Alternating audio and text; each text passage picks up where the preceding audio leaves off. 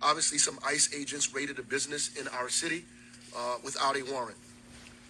They went in the back of the establishment. We believe that there were three people who they say were undocumented that they detained, but they also detained folks that were, in fact, citizens of this country. One person showed their military veteran identification and was still questioned anyway. People were fingerprinted. Pictures of their IDs and face were taken there. When I got this information, I was appalled, upset, angry that this would happen here in this state, in this country, that this would be allowed. Since we said something about it, I convened my folks. I said, we can't just let this happen and not say anything, that we at least have to say something. And so we did, and here we are. And as a result of that, I've got a series of phone calls and emails that were not too nice. One of them says, oh, you're not going to stand idly by. These are dangerous rapists and murderers that the liberals in this country have protected far too long. You want to defy the federal government? F around and find out what will happen. Whatever. The problem with this is that none of these people were rapists or murderers or criminals. The problem with it is that ICE went in there without a warrant. And we can disagree on politics.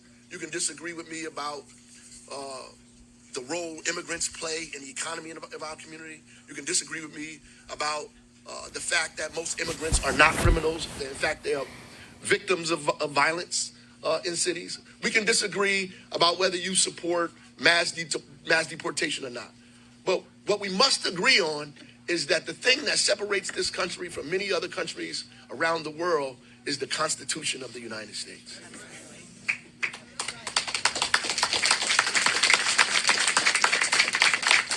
Now, we can't quibble about the Fourth Amendment.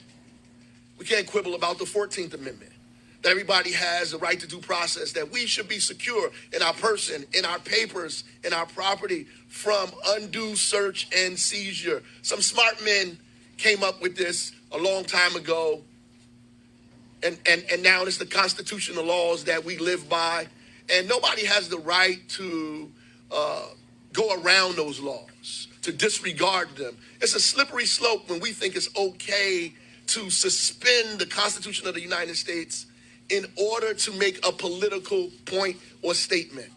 That ICE response in their letter that they put out, they say, well, in a very cavalier way, these things happen.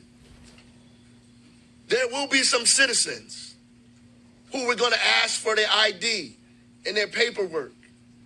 There are going to be some citizens who we stop and question. So then my response to that is, how do you determine who's undocumented and who's a criminal just by looking at them? And if we allow people to identify us or put us in categories of criminal or any other thing just by the way we look, then we're going back to a time that was very dangerous in this country, specifically for people that looked like me. I got a letter that said we should arrest the store owner. An email, we should arrest the store owner. I mean, this kind of talk in America is not democracy. This is not the Constitution. This is not a nation of laws. And these are people who say they want to uphold the law, uphold the Constitution, that they love this country. Well, what do you love about this country? The right for us to be secure in our papers. The right for us to have the freedom to practice any religion we want. The right for us to speak, right? The right for us to assemble. The right for us to protest. The right for us to speak any language that we want. This is what we love about this country, that we're not persecuted because of our background. We're not persecuted because who we are. We're not persecuted because what we believe or what we think. What we love about America is the Constitution, right? The Bill of Rights, the things that allow us to do what we're doing today.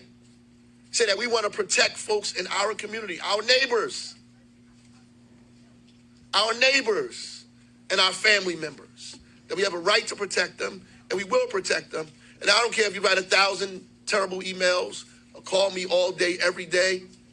The fact of the matter is, we believe in democracy in Newark, New Jersey, and we're going to stand on democracy here, and we're going to fight for all of our residents in this city,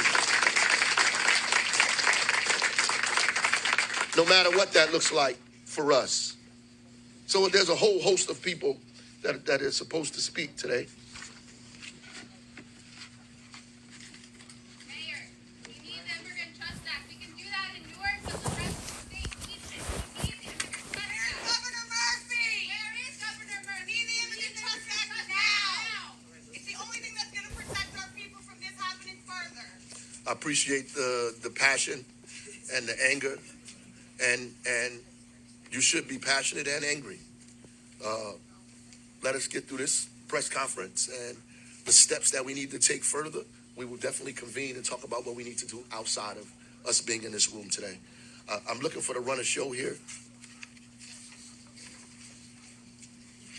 Okay, sorry. So first, remarks, New Jersey Alliance for Immigrant Justice, Executive Director Amy Torres. Thank you.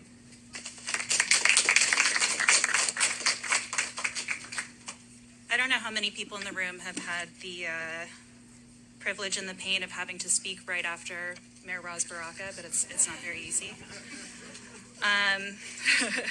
My name is Amy Torres. I'm the Executive Director with New Jersey Alliance for Immigrant Justice. We are the state's largest immigration coalition. We are the state's largest immigration coalition in a state that has one of the largest immigrant populations in the country. If you are a member of the Alliance or you are affiliated with us some way, can I hear your voice right now? And it's because of the power and the strength of this coalition that folks were on the ground yesterday. I want to tell you a little bit about what happened. The Alliance works on policies that empower and protect immigrant communities. And when we're not fighting for additional protections to keep those communities safe, we are out in the community every single day, making sure that people are educated and empowered about the rights and protections that they do have. So imagine my surprise, since the election, the Alliance's Know Your Rights work has gone into overdrive. Since January alone, we've provided almost 100 hours of Know Your Rights activities in Newark and across the state. Our online engagement for Know Your Rights materials is up over 170%. We have an entire storage closet of Know Your Rights cards that now sits empty. The demand has been there, and we knew that it was going to happen. This is one of those bitter, I told you so moments. Yesterday, you can imagine my surprise. I got a call from our Know Your Rights coordinator, Dante. I was not expecting to hear from him because I knew that he had a scheduled Know Your Rights training in Newark. Dante got a call from an organization that he had just trained and met with earlier this month, and an organizer said, I just got a call that there's an active worksite raid in Newark. We need all hands on deck. People don't know what to do, and they're scared. Immediately, we went into rapid response. That meant calling detention and deportation defense lawyers through AFSC to make sure we had an attorney on the ground. It meant notifying the ACLU to make sure that people's civil liberties were protected. And it meant bringing translated materials, interpreters on the ground to make sure that people knew what was going on and that they were safe. We dropped everything we were doing, and we happened to get there just as ICE officers were leaving. Imagine what it looks like to walk into a work site that has a customer-facing storefront, floor-to-ceiling materials, products, displays, no one in that storefront except a single cashier, no one stocking the shelves, not a single customer in the aisle, and attached to it a distribution facility in a warehouse, aisles further than you can see, and about 10 people within view. This is a work site that employs about 80 to 90 people per day. We got there were 12. By the time we left hours later, 3 people had come back, there were 15 people total. People are scared. We knew this was going to happen. And what we learned from folks that stayed behind was that ICE walked in like it was their empire's own conquered land.